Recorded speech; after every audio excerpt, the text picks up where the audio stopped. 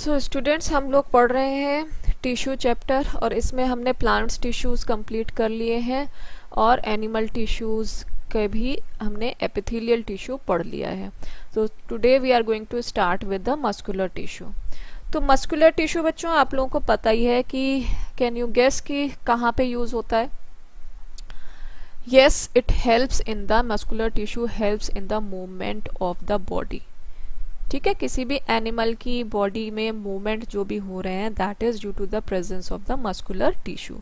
अब muscular tissue के अंदर क्या होती हैं? कुछ इलोंगेटेड सेल्स होती हैं, उनको हम क्या कहते हैं? Muscle fibres. ठीक है, so now it contains a protein called contractile protein which contracts and relaxes and helps in the movement.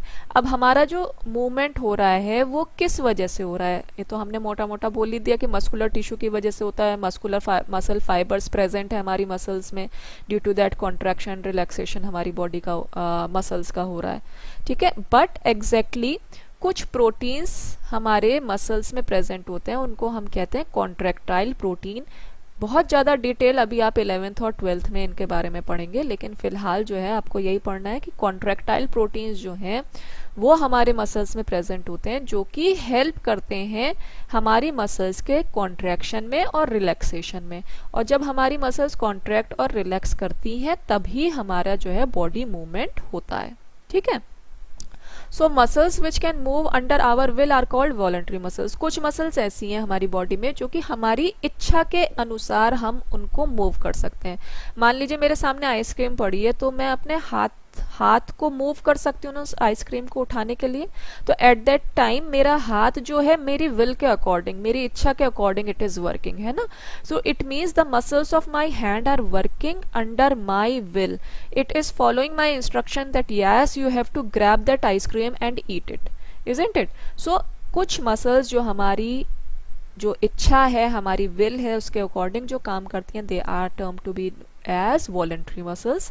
और कुछ मसल्स ऐसी हैं which do not move under our will, उसमें हमारा कोई कंट्रोल नहीं होता, हमारी इच्छा के हिसाब से वो मूव नहीं करती हैं, दैट इज ऑटोमेटिक।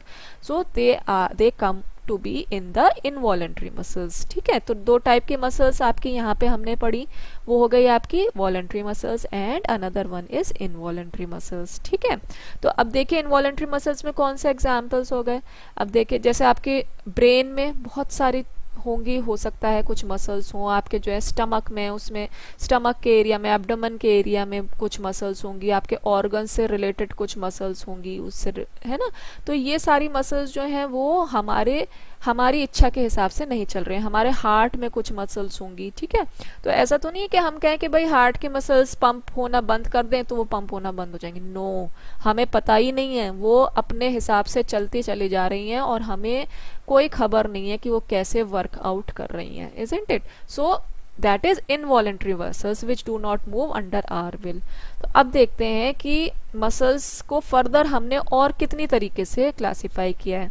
3 तरीके से क्लासिफाई किया। Number 1 is striated muscles, number 2 is unstriated और smooth muscles and number 3 is cardiac muscles. तो ये इंपॉर्टेंट है बेटा, तीनों पूछे जाते हैं एग्जाम में, इनके डायग्राम्स पूछे जाते हैं। एनसीईआरटी में भी एक आपका क्वेश्चन है जिसमें कि इनके बारे में थ्रू डायग्रामेटिक रिप्रेजेंटेशन से पूछा गया है। ठीक है, so now let us study.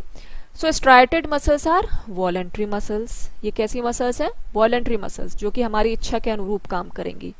They have light and dark striations. इनमें जो स्ट्राइशंस हैं वो कैसे हैं? लाइट और डार्क कलर के हैं, मतलब आप पैचेस टाइप ऑफ कह सकते हैं। ठीक है, ये कैसी होती है? लॉन्ग होती हैं, सिलेंड्रिकल होती हैं और इसमें बहुत सारे न्यूक्लियस प्रेजेंट है। They are multinucleated and they are also known as skeletal muscles, क्योंकि ये हमारी बोन से अटैच होती हैं। ये मसल्स वो मसल्स हैं जो कि हमारी बोन्स, हमारी हड्डियों से अटैच होती हैं, that is why they are also known as skeletal muscles and they help in voluntary movements of the body. जितने भी हमारे वॉलंटरी मूवमेंट्स हैं, हम चल रहे हैं, भाग रहे हैं, दौड़ रहे हैं, अपने हाथों का मूवमेंट कर रहे हैं, स्विमिंग कर रहे हैं, ठीक है, जितने भी वॉलंटरी मूवमेंट्स हमारी बॉडी में हो रहे हैं उन सब में जो मसल्स पार्टिसिपेट करती हैं they are known as either skeletal muscles और striated muscles.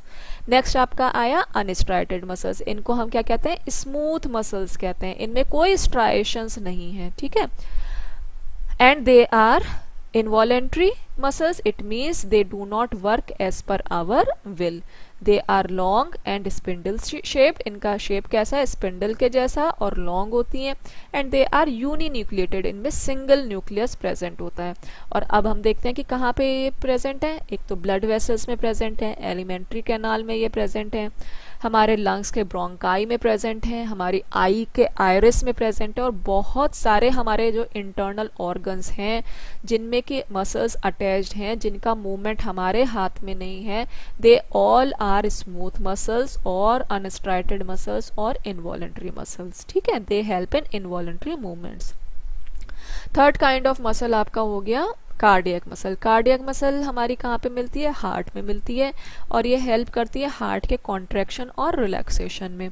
So these are involuntary muscles having बहुत हल्के हल्के स्ट्राइशंस हैं. तो देखो इसमें दोनों टाइप के जो स्ट्राइटेड मसल्स और अनस्ट्राइटेड मसल्स दोनों के कुछ ना कुछ फीचर्स हैं इसमें. एक तो इसमें स्ट्राइशंस है स्ट्राइटेड मसल्स के जैसे, और दूसरा ये इनवॉलेंट्री मसल्स है अनस्ट्राइटेड मसल्स के जैसे. तो दोनों के फीचर्स इसमें हैं. दे आर लॉन्ग सिलेंड्रिकल होती हैं, ये ब्रांच होती हैं, मल्टी न्यूक्लिएटेड होती हैं, and they are present in heart जैसा कि मैंने पहले ही बता दिया. And it helps in contraction and relaxation of the heart. तो अब आप देख सकते हैं यहाँ पे जो मसल्स हैं स्पिंडल शेप्ड आप देख रहे हैं. यहाँ पे कार्डियक मसल है आपकी, ठीक है, ब्रांच्ड है ये. देन स्मूथ मसल आपकी स्पिंडल शेप्ड हो गई.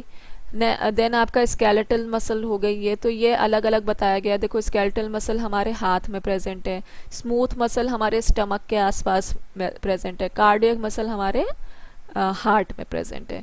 ठीक है, तो ये आपको क्लियर हो रहा है. यहाँ पे देखो फिर से एक और 3 डायग्राम दे रखे हैं. कार्डियक मसल ब्रांच्ड मसल्स दिखा रखी हैं, स्केलेटल मसल्स आपकी ये हैं, और स्मूथ मसल्स आपकी स्पिंडल शेप्ड दिखाई हुई हैं. ठीक है, तो ये आपका हुआ मसल्स के बारे में, मस्कुलर टिश्यू के बारे में. अब नेक्स्ट बेटा हम नेक्स्ट टॉपिक जो है स्टार्ट करेंगे कनेक्टिव टिश्यू के बारे में, and that we will continue tomorrow. Okay, so I am going to stop over here for today. Thank you very much.